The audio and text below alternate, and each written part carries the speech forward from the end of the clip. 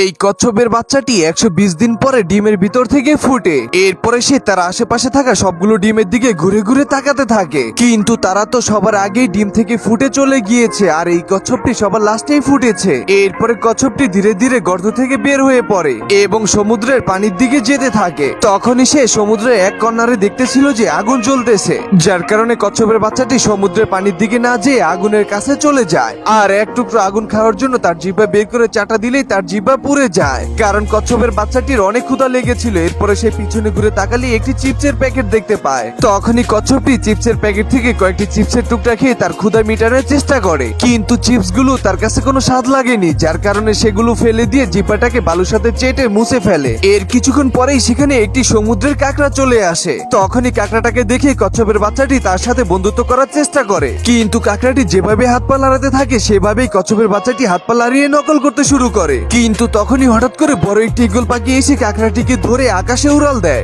এরপরে কাঁকড়াটাকে খেয়ে আবার কচ্ছপের বাচ্চাটাকে খাওয়ার জন্য তার দিকে ভয়ঙ্কর ভাবে আসতে থাকে, যার কারণে কচ্ছপের বাচ্চাটি প্রচন্ড ভয় পেয়ে সেখান থেকে পালানোর চেষ্টা করে। যখনই কচ্ছপের বাচ্চাটাকে ঈগলটি পা দিয়ে ধরতে যাবে তখনই সে পোল্টি দিয়ে অন্য জায়গায় চলে যায়। এর ফলে কচ্ছপের বাচ্চাটি প্রথমবারের মতো তার জীবনটিকে বাঁচিয়ে নেয়। কিন্তু এবার কচ্ছপের বাচ্চাটি চোখ মেললে দেখতে পায় যে ঈগল পাখিটি তার সামনে দাঁড়িয়ে রয়েছে। তখনই সে তার জীবন বাঁচানোর জন্য বালুর ভিতরে ঢোকার চেষ্টা করলে ঈগল পাখিটি ঠোঁট দিয়ে তাকে ধরে ফেলে, আর কচ্ছপের বাচ্চাটিকে উপরে ফিকা মেরে তাকে গিলে খেয়ে ফেলে। এরপর ঈগলটি উড়াল দিলেই কচ্ছপটি চোখ মেলে দেখতে পায় যে ঈগলের পেটের ভিতরে অন্ধকারে সে দাঁড়িয়ে রয়েছে, যার কারণে কচ্ছপের বাচ্চাটি লাড়াচাড়া দিলে ঈগলটি বমি করে দেয় আর সেই পেটের ভিতর থেকে বের হয়ে যায় এবং ধীরে ধীরে উপর থেকে সমুদ্রের পানির কাছে এসে পড়ে যায়। এরপরে ধীরে ধীরে কচ্ছপের বাচ্চাটি খুশির ঠেলায় সমুদ্রের পানির ভিতরে নেমে যায়, আর সেই সমুদ্রের পানির ভিতরে কচ্ছপের বাচ্চাটি তার মা বাবা ও ভাই বোনদেরকে খুঁজতে শুরু করে। তো বন্ধুরা, আপনাদের কাছে এই কচ্ছপের বাচ্চাটিকে ভালো লেগেছে কিনা তা কমেন্ট করে জানিয়ে দিন।